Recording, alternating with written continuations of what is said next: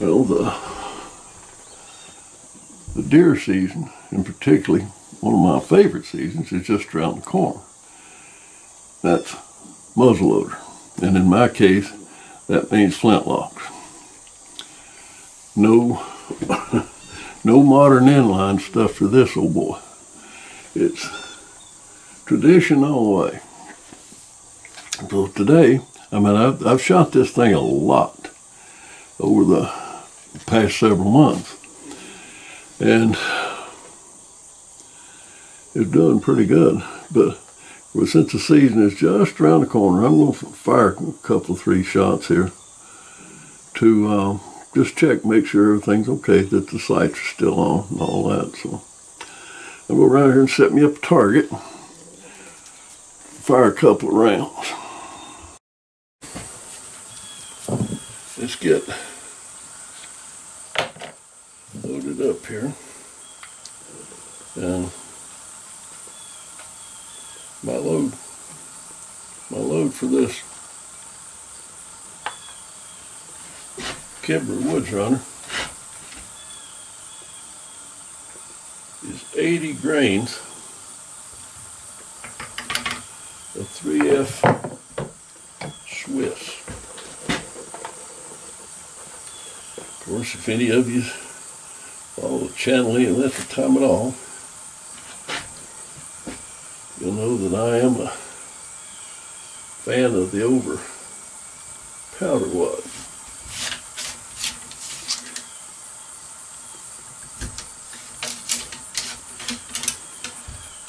It does a lot of things. Mainly it protects your main charge, or your main patch from all that fire and brimstone when you pull the trigger. It maintains your patch in really good shape. Now here today,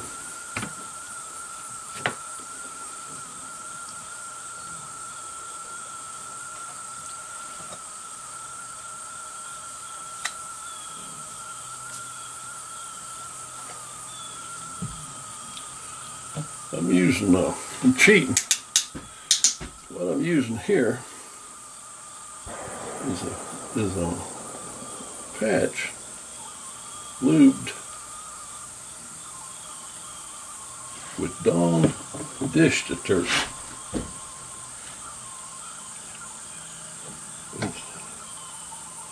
Some people call it Wonder Lube.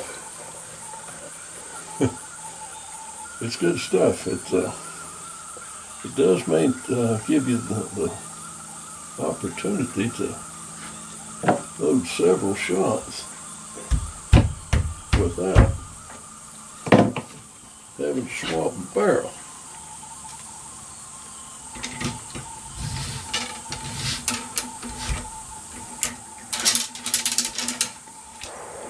Which is a good thing.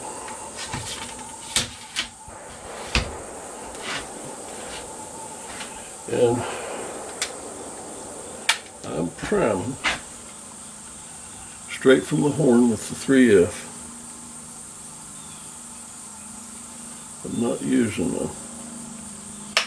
a designated priming powder.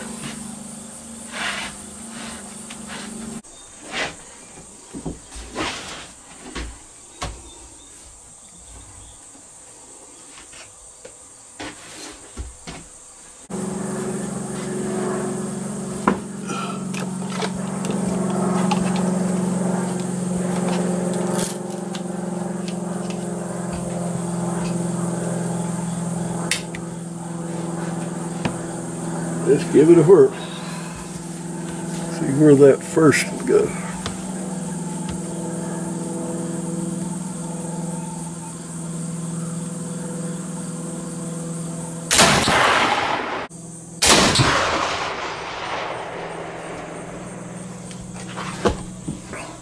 Very good. Dead on elevation wise, just a hair to the left. But I'm shooting without glasses, which means I can't see Lord have mercy, I can't see my sights very well at all.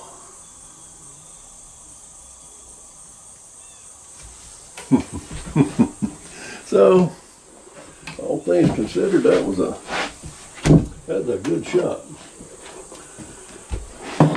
I reckon I could just stop right there. But I also reckon I won't. I could stop right there and probably should stop right there. But do you think I'm going to do that? Nobody. Yeah, let's do one more here anyway.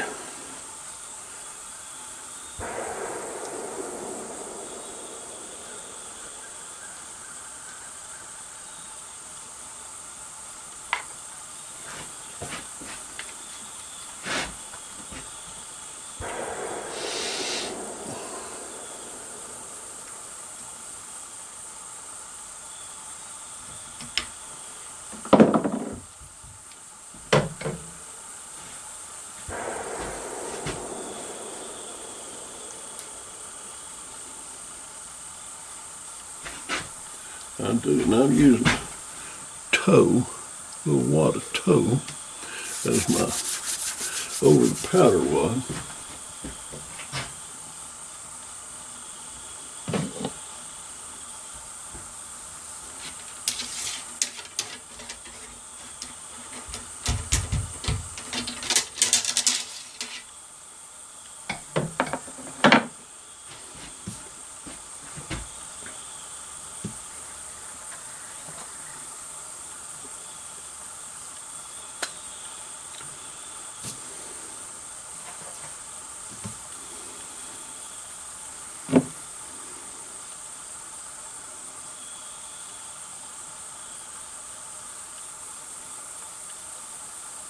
And using this Dawn dish detergent,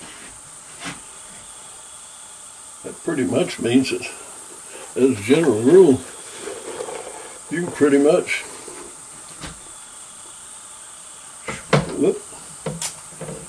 shoot all day. It's slick. You can pretty much shoot all day and not have to clean or swab your board. It's good stuff.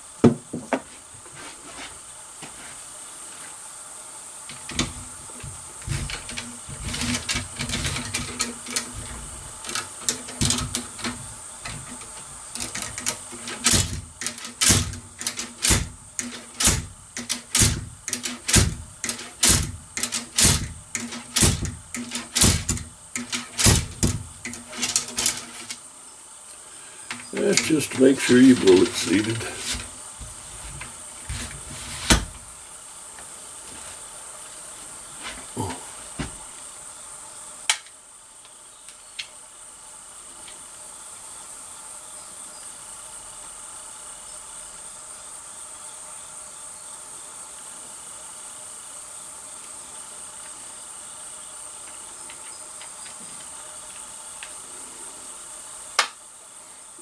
Okay.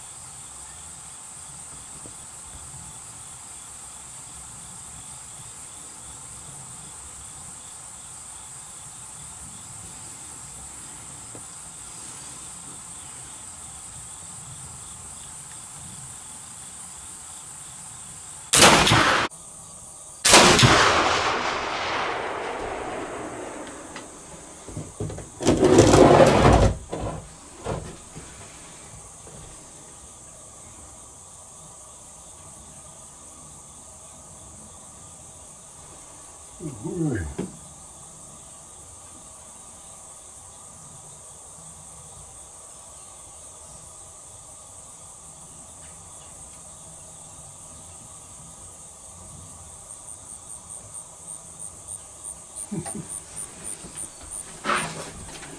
My inability to see sights clearly today is causing my accuracy to suffer greatly. I could go get my glasses and put them on and see clear and shoot a little better, but I probably won't be hunting with those glasses, so I can see good enough to, even though that little bitty front sight, that little bitty rear notch on this thing is kind of hard to see. I can do it, so that's where it's going to stay. Alright, now this time, that was shooting, both those shots was about a 20 thousandths, about a 20 thousandths patch.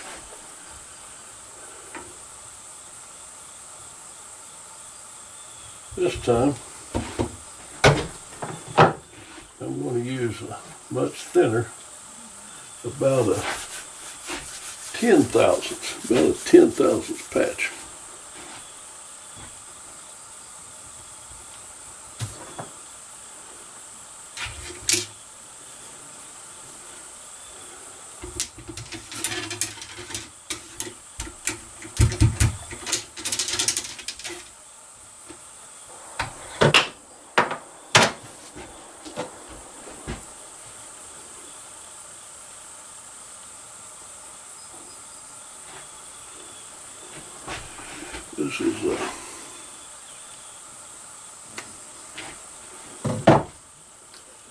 This is a very thin, super thin patch.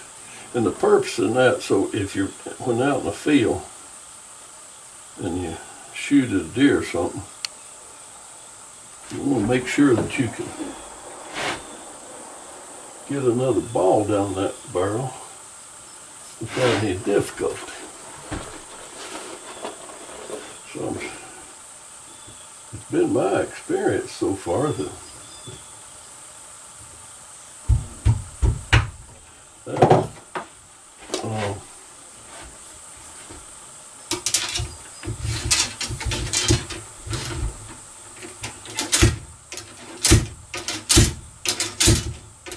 that's a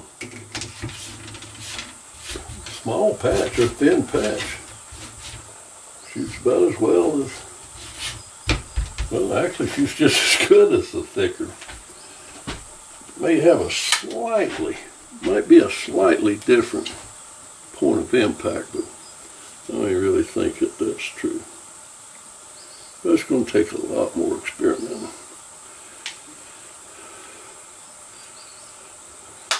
So wanting to come up with, test different things, and gives me that much more reason to come out and shoot these things. Not that I need a whole lot of reason.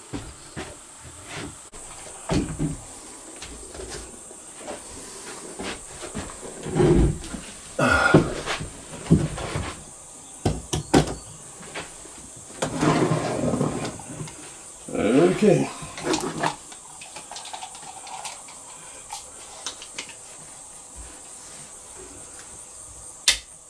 Thin patch.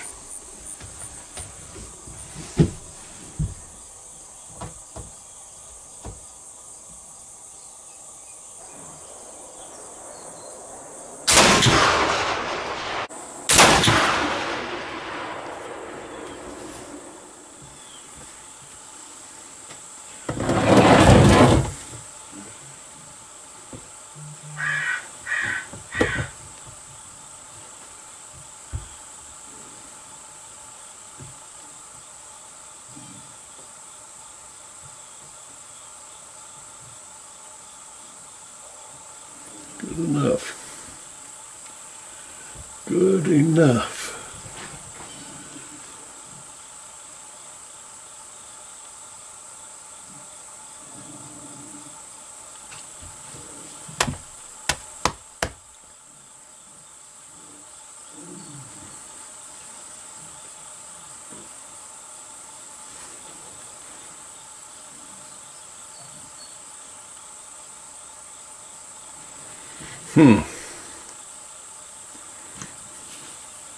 I think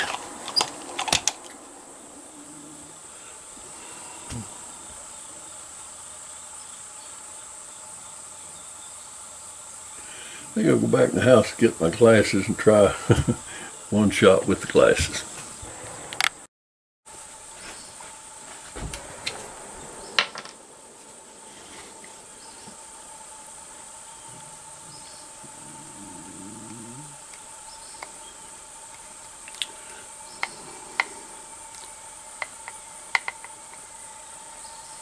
So we measure out another 80 grains, and that's with still a little bit of it.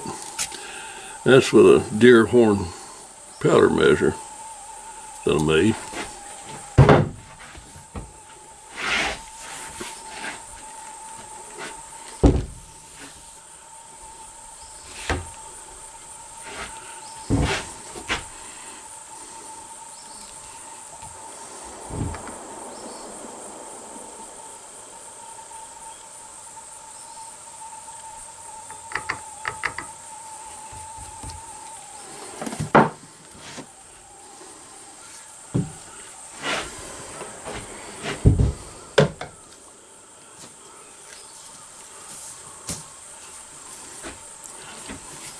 And here's my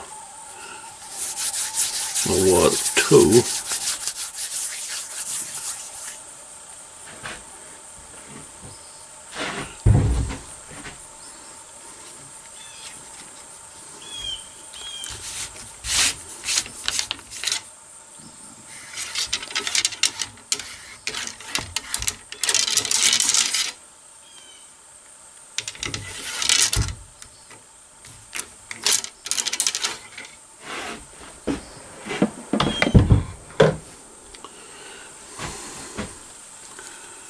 This is going back to my 20,000th thick pillow ticking.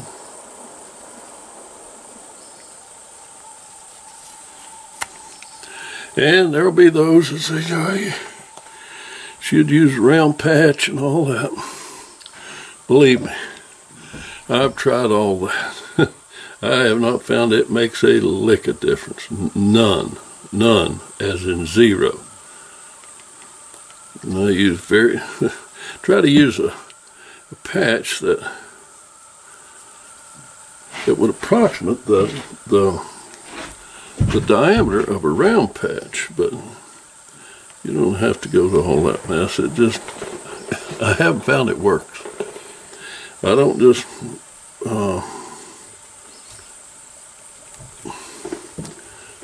subscribe to the traditional way of doing things, put it that way, or the not traditional but accepted way of doing things. I don't do that.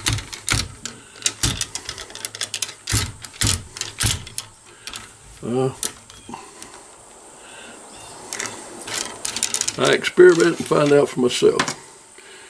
Just because something's everybody around says this is true, don't necessarily mean it is. There's a lot of old wives' tales associated with black powder shooting. I can assure you of that. So let's put a little priming powder in this rascal.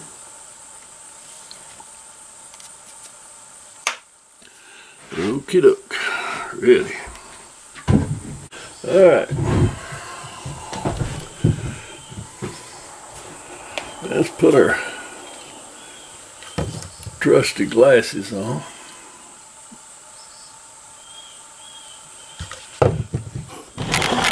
And let's see where this one hits.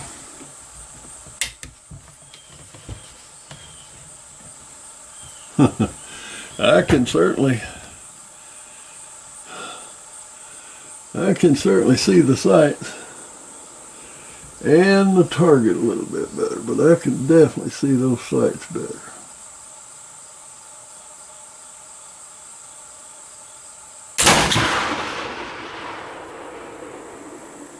I don't know if y'all noticed it or not. I forgot to put my earmuffs on.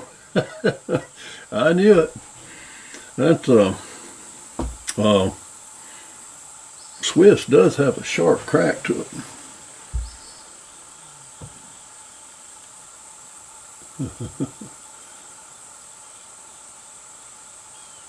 It's touching the very hole that the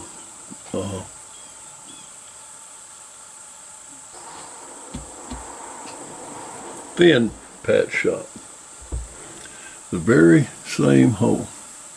But I'm a little bit left, which I just as soon not be. So I'm going to do what I said I wasn't going to do. I'm going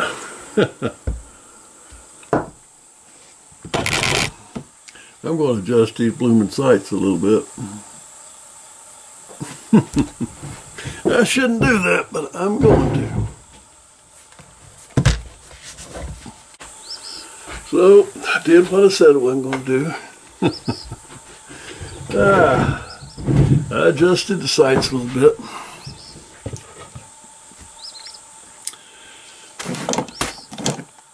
So now I gotta check this for sure. Okay.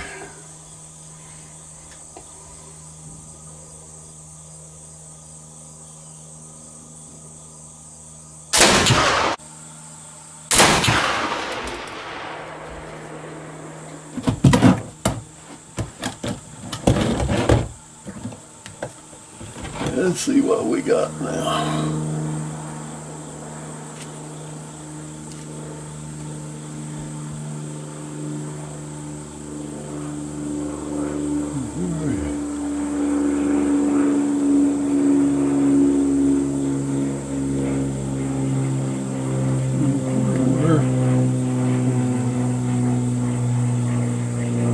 Perfect. That shot was absolutely perfect. I just barely moved it, so I'm going to leave it right there.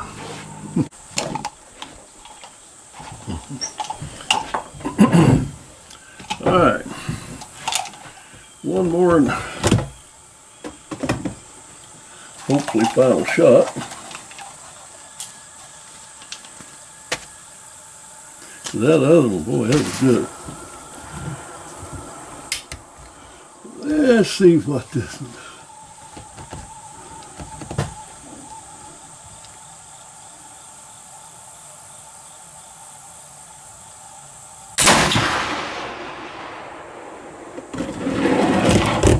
I like this rifle.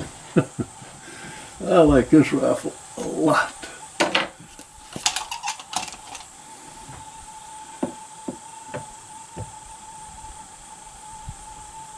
Oh boy. Oh, good. Pretty near perfect. Stop right there. Stop right there. Oh my goodness. That's good. That's good, that's good, that's good. Now,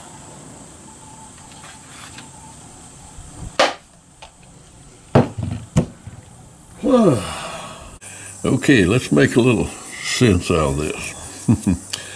This is my first shot. I can't see, without glasses, I just can't see my sights clear at all. So the sights were quite blurred, and I took this shot. And then with the second shot, they were extremely blurred, and I just couldn't get to a decent sight picture at all. And it was up here. So I'm aiming here. I'm taking a 6 o'clock hole. So here's my first shot, second shot. And I know this one's off. I know it's off. I'll just go ahead and shoot anyway. I should have blinked my eyes a few times, tried to get it clear back up a little bit, but I didn't. Went ahead and took a very blurred shot here, so this is not good at all. It would have killed the deer, yes. This is at 60 yards. first shot, second shot, and I'm going to rule this one out because I knew I shouldn't even taken that shot anyway. So, I got these. All right. Now, this is with a 20,000th patch, a 20,000th patch. So I go load up a 10,000th patch. Okay? And I shoot here. These are 20,000s. Let's rule this one out. I knew I shouldn't have taken that. This is with a 20,000th patch. This is with a 10,000th patch. No glasses. All right? So this is a 20,000, 10,000, 20,000, 10,000. No glasses. So I go get my glasses, put them on, and I shoot again, and it's right here with the glasses. So I did amazingly well not to be able to see what size for the flip with the glasses, without glasses. Without glasses, 20,000s. Without glasses, 10,000s. With glasses, 20,000s. So I know I'm shooting a little bit left. I know I am. So I make a slight adjustment on my sights, come out here, first shot, second shot. I'm aiming here. This is at 60 yards. I'm a little high. That's where I want to be. That's what I would consider a perfect zero and pretty doggone good accuracy for a pass round ball.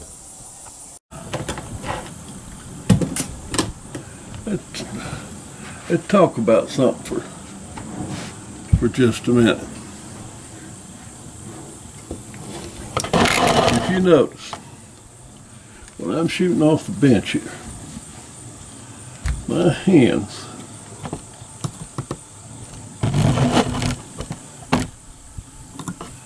are generally down here. I mean, I'm not holding the rifle down. I'm letting the rifle just sit up there and free recoil, just free recoil, do whatever it wants to do. Let me say that I was president of a very large gun club over here, and it's a gun club of which more world record, accuracy records have been set than all other places in the world combined. It's simply because of where they accidentally, or as it turned out, where they built the rifle range. There's hardly ever a breath of air on it. So the accuracy potential is great because of little to no wind. So when we'd have National Bench Rest Shooters Association matches every year, shooters come from all over the world, literally all over the world, to participate in those matches. And so I'm privileged to get to watch some of the best shooters in the entire world shoot, and what their bench rest techniques and all were. And every last one to a man let their rifle recoil, whether it's in light sporter or whether it was heavy varmint or in unlimited class, it didn't matter. The gun was always allowed to free recoil. Simply because, well, the main purpose is, there's no way that when you're holding this gun that you can put the same amount of hold on it every time. There's no, some people say, well, you need to hold that. It's literally impossible for you to sit here and when you get in hold of it and you're trying to control that rifle, control the front of it, it's literally impossible for you to maintain the consistent control there is if you don't try to control it at all. You just let it free recoil. It's passive weight sitting there. When it goes off, when the gun goes off, it being able to do what it wants to do, it's going to do that much more consistently than if you're trying to control it. Now, this is for accuracy shooting, okay? We're not talking about such things as fully automatic and combat shooting and things like that, which you need to maintain some control over your gun. I mean, that's a given. But we're just talking about accurate shooting. Accurate shooting, placing that first shot, and be consistent about it. Now, let me see if I can explain this.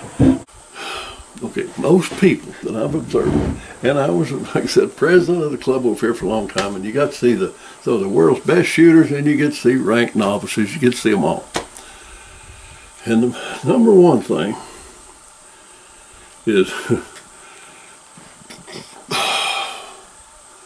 archers will stand on their two hind legs and they'll shoot thousands of practice rounds from a standing position or sitting position from their tree stand.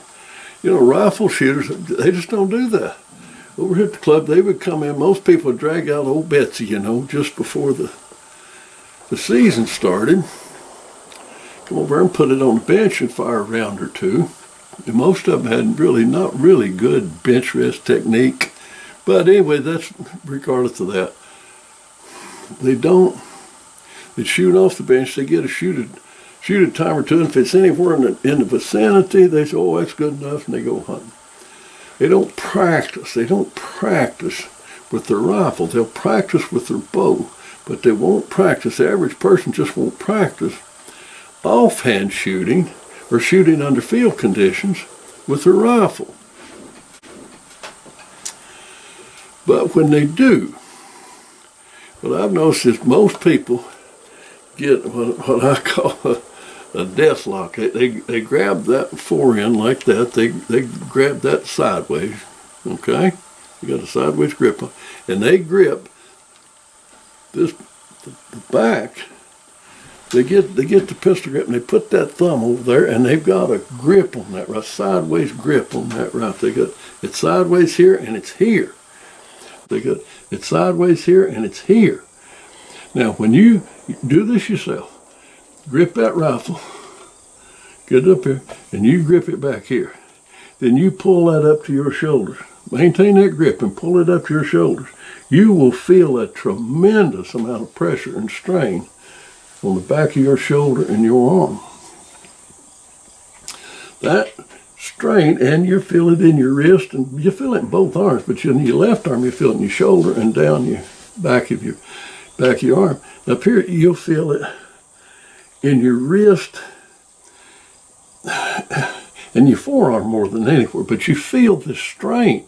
It's a strain, and there's no way that you're going to be able to hold that gun as good with your muscles in strain. They quiver. They quiver. So just like when you're shooting on that bench right there and you're letting that rifle free recoil, that's how you're going to get your best accuracy. So what you want to do when you go to shoot your rifle, this is true on the bench and whatever, but especially out here, you're going to shoot it offhand, okay? Instead of gripping it like this, you got this power grip, I call it. Instead of doing that, take that front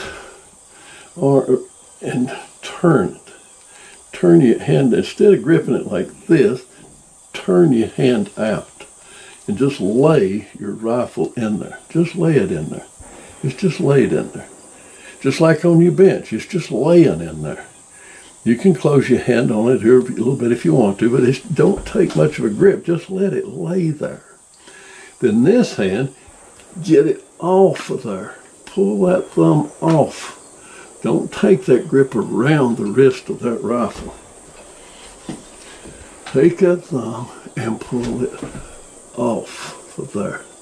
And either lay it alongside, just lay it alongside, or just on top. Near the top, one or the other.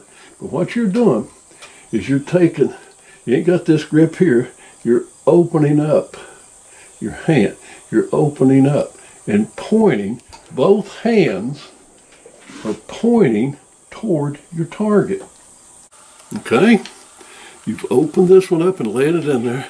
You've opened this hand up and it's just laying, your rifle is just laying there. It's just laying there. Nice and relaxed and just laying there. You won't have anywhere near the muscle strain or the quivering in your muscles that you're going to have when you take that hard grip. What you want to do is strive to be as relaxed as you possibly can when you shoot. And don't anticipate that recoil and start flinching, for heaven's sake. Flinching, recoil is not going to kill you. It's not going to hurt you much, you know. So just relax. Relax. To do all you can to relax your shoulders, your arms, your wrist, your hands, and everything. So your left hand, or if you're right-handed, your left hand, your rifle's just laying there. Your right hand, you've got it's just laying against the side of your rifle, and you close your fingers around it a little bit, but it's just laying there, just laying there. All your right hand's doing is positioning that index finger in a very relaxed manner to press back on that trigger. Your forehand is laying in there just relaxed, totally relaxed. The trigger hand is just relaxed. And all it does is squeeze the trigger, or press back on the trigger. Now, try something else now. You take your grip, like most people grip their rifle, they got a grip on it. Now you take that grip and you try to point out there with that hand in that awkward position. And you're going to feel strain all over your hand, your wrist, your shoulder, everything. Just like most people grip that rifle sideways. So take that grip that you've got gripping out here. Now you take that and you turn that hand out. Just turn it out and relax it. Get rid of that sideways grip with all the strain and just turn your hand. Just turn your hand. And you lay your rifle down in there just like you were laying it on the bench. It's just laid in there. So you point like this, or you point like that. Like I said, both hands will be pointing. Both hands will be pointing toward your target. Your left hand's pointing out here. Your right hand, your index finger and all, you're just pointing towards your target. Now I'll give you one more. Try pointing at something with your hand in this grip. Get that grip. Get that grip on your gun, sideways grip, and then try to point at something. You'll find out a god-awful amount of strain, particularly in your shoulders, down your arm, a lot of strain. Then open your hand up and point that way. Just point at your target that way. But if I was to ask anybody, just take your whole hand, and point at your target out there.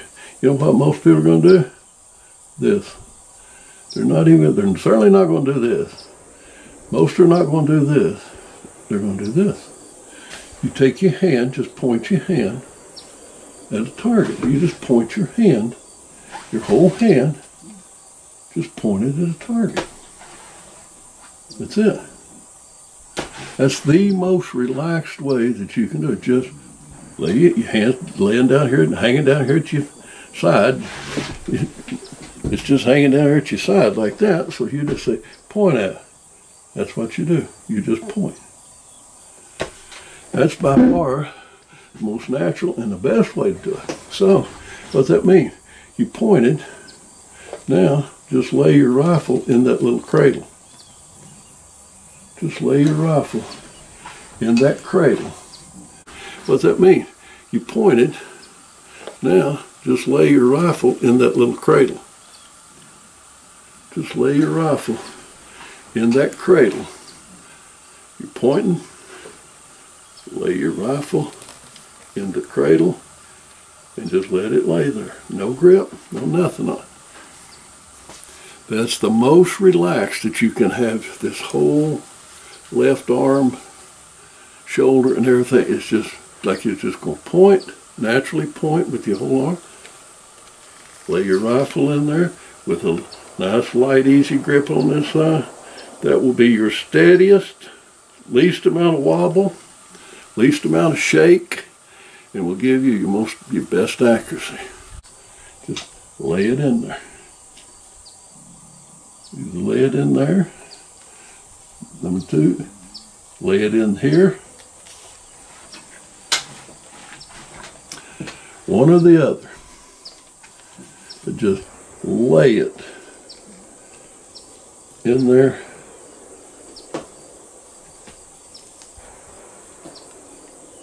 Nice, relaxed. It's just a cradle. You pointed at something. You've got that little cradle right there, just like on your bench. Lay your rifle in there. Squeeze off your shot and let her go. And one thing with a flintlock, you absolutely have got to follow through. So even the fastest flintlock, like this is it's a fast lock on it. But there is a perceptible time from the time the trigger falls to the time the bullet exits the barrel. You've got that delay, that boom, you know. And if it's a really good, well-tuned flintlock, it'll be almost instantaneous. But when you're shooting, you'll be aware of it. I'll go back and watch the videos on this, and it'll look like it's instantaneous. It's close to it, but you have to follow through. So when I practice, I do a lot of practicing, and I do a lot of sort of dry fire. I'm not really dry firing the flintlock here much, but when I aim it on target, I'm letting that sight wobble around on that target, and I'm slowly squeezing that trigger, then I visualize that shot going off. I visualize the smoke coming up. I visualize it being blocked out, and I hold through that. You train yourself. You're looking at your target, you're looking at your sight picture, you squeeze that trigger, then you visualize it go wham, boom, and you follow through, then take the gun down. Wait. It goes, you've got your sight picture, you squeeze it, go kaboom, then take it down. Don't take it down too quick. You learn to train yourself, muscle memory, train yourself to hold through that shot. Boom. And then if you can shoot a flintlock good, you'll be able to shoot any of them good. Okay? So try that. I mean, just try it. Try gripping it sideways and pointing your fingers at it, and then just pointing your hand at your target and laying your rifle in that little cradle there. And that works good for flintlocks or any rifle for your first shot. Okay? If we get into lever actions, bolt actions, we can modify our technique just a little bit, but for that first shot, even no matter what the action is, whether it's lever, bolt, automatic, flintlock, whatever, that same hand grip and technique will work better and give you a whole lot better accuracy than taking the death grip on that rifle. Now let's take that same handhold principle and take it to the woods with us. This fence post was a tree out there in the woods. Anytime, of course, anything you want to practice shooting offhand as much as you possibly can. You're going to be caught, particularly like I do. I'm wandering around through the woods. I'm still hunting. I rarely ever sit still. So I'm hunting on the move. So the shot's often presented to me without the opportunity of taking a rest. But anytime you can take a rest, you take it. And the most common rest that you could possibly get would be leaning against a tree, particularly if you're a still hunter like myself. You're moving around through the woods. You don't necessarily have time to take a kneeling or sitting position or anything like that. But you want to take advantage of everything you can to help control or calm down or stabilize that. If you're 6 foot tall, that 6 foot of quivering, quaking muscle, you want to calm that down. So lean against a steady tree is the best way that you could possibly do that. But if I'm right-handed, and I'm going to I have to shoot off the right-hand side of the tree, I want to put the back of my hand against that post. And right there's the cradle. There's the same cradle. And you want to take your shot that way. Okay? Does that make any sense? Lay your hand, back of your hand against the post. You've got the cradle right there between your thumb and your index finger. Lay your rifle into it. Lean into the tree and take your shot. Would be if you can shoot at right-handed, if you can shoot off the left side of the tree. You got your palm, you got your heel of your hand laid against the tree. You got your cradle formed here. Lay your rifle in that cradle. It's easier to shoot off the right hand if you shoot off the left side of the tree. This gives you a better, more comfortable hold. Okay, now I'm going to, being right-handed, I'm going to shoot off the left side of the tree by placing the heel of my hand against the tree, forming my cradle with my index finger and my thumb, and lay my rifle in there, lean against the tree, and take my shot. Now, this is not the shot that actually got the coyote, but I killed a coyote here the other day by shooting him off near that, a long shot for a flintlock, close to 150 yards. I mean, for me shooting a flintlock, I would not shoot at a deer that was that far away at all. But he's a cotton-picking coyote. And any time I can get a shot at a coyote, I'm going to take it. So out there was two of them come out. And I just out here shooting, having to be ready, and two coyotes come out. I got one of them, of course the other one got away. But how I got that rascal, just like this, I come out here, he was up there, I leaned against the post, made the cradle, I cocked,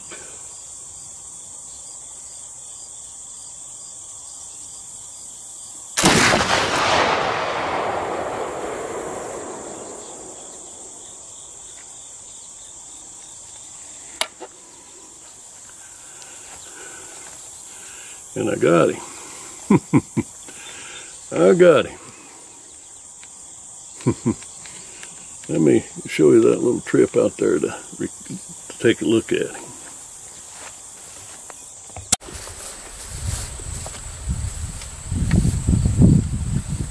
I was using the open hand technique when I was leaning up against the post to take that shot. To take that shot on that coyote, I placed the heel of my hand on the post. My heel of my hand against the post, and then the rifle was laid right in that cradle. Same as if you're shooting offhand, or if you're shooting from the bench. The rifle is just laying there. But I get my steadiness by putting my hand against the post, laying the rifle in the cradle, which enabled a really steady shot, and was able to get the coyote. Let's go up there and check him out.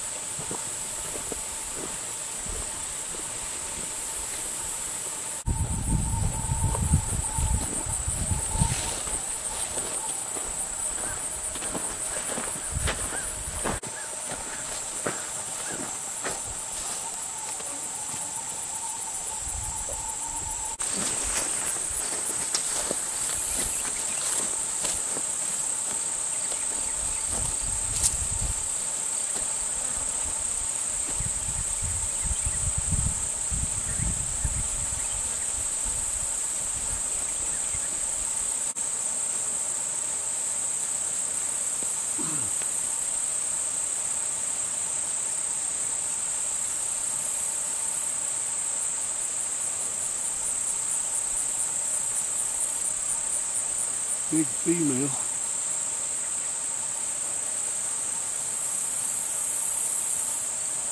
Healthy female. The pelt is certainly not prime.